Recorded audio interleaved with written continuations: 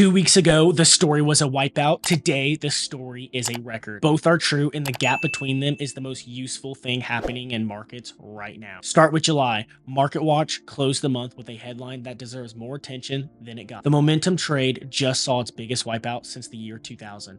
Momentum, in plain terms, is the crowded bet on whatever has been winning. You buy strength because it's been strong.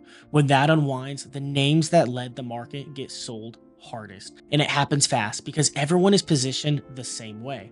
That's what July was. Now, the first week of August, the Dow has set a record high. Amazon's market value crossed $3 trillion. Palantir moved sharply higher, and oil prices came down. On the surface, that looks like a full recovery in a matter of days. Look underneath, and it's more uneven than that. Applied Materials rose 15% in a single session on Thursday, and it's still more than 30% below its own high. McDonald's sits 21% below its high, with a dividend yielding 2.7%. Meta fell about 10% after reporting earnings. A record on Dow does not mean everything inside the market is at a record.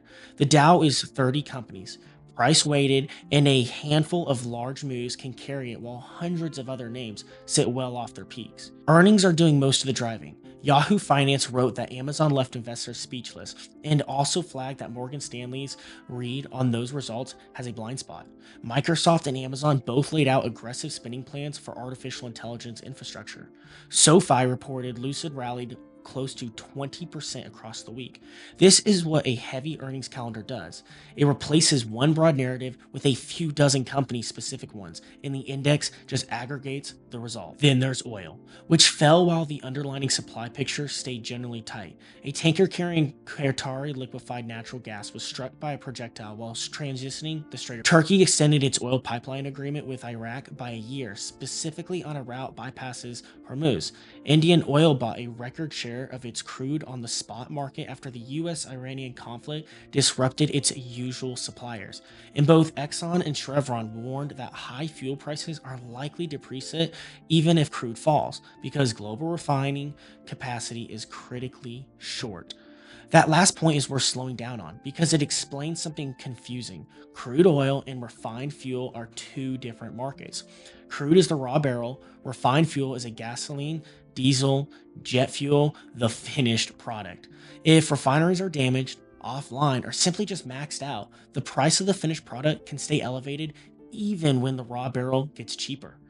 The gap between the two is called the crack spread, and that's where those companies are pointing. Now, the part the rally is quietly arguing with, the bond market. One of the flags raised alongside the record Dow was the 30-year Treasury yield. Yahoo Finance ran a chart of the day arguing bond vigilantes are doing the Fed's dirty work, meaning long-term bond investors are demanding higher yields on their own, tightening financial conditions without the central bank even lifting a finger. Higher long-end yields raise the cost of mortgages, corporate borrowing, and government debt service. Bloomberg reported the same pressure showing up in the AI loan market, where lenders are pushing back on terms for the first time in years, which points to higher borrowing costs for private equity firms and heavily indebted AI companies alike. Meanwhile, the Treasury announced a normal run of bill auctions this week: 6-week, 13-week, 26-week, and 52-week. Those are the short end. Watching the short end and the long end move differently is how you read whether the market is worried about tomorrow or about the next 30 years. At the Federal Reserve, Chairman Kevin Warsh said very little, and Bloomberg reported that traders are bracing for wider swings because of it. Separately, the New York Times reported Warsh raised the idea of reducing how often the Fed holds scheduled policy meetings. Economists push back. Fewer scheduled decisions mean fewer moments where the central bank explains itself, which can make each move land harder. Former Fed Chair Richard Clarida told Bloomberg the bank risk creating uncertainty if it changes its preferred inflation measure without clearly stating what it's targeting. Jason Furman put it more bluntly: talk less, act more. There was also a structural change worth noting about. Ferguson Enterprises is joining the S&P 500, and the stock rallied more than 8% on the news. That move isn't about business changing overnight. It's mechanical. Every index fund tracking the S&P 500 has to hold the new member, so inclusion creates forced buying from funds that don't get a choice in the matter. Index rebalancing moves prices on its own. And the skeptics haven't gone quiet. Just because the Dow printed a record, Ed Zitron told Bloomberg that everyone has been sold a lie on AI. Yahoo Finance reported Mark Cuban and Michael Burry raising the same red flag about one of the large US sectors. RBC's Lori Calvasina described what she's seeing as nervousness, but no panic, and Clarida repeated his view that the US has a K-shaped economy, with two branches diverging even wider, strong at the top, strained underneath. So here's the honest summary. The index is at a record. The internals are mixed.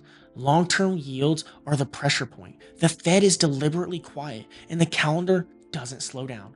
SpaceX, AMD, SanDisk, and Eli Lilly earnings are ahead. Applied Materials reports on August 13th, and the fresh job data lands on top of it all. A record high tells you where the index closed. It doesn't tell you what's holding it up. Those are two separate questions, and this week they are two completely different answers.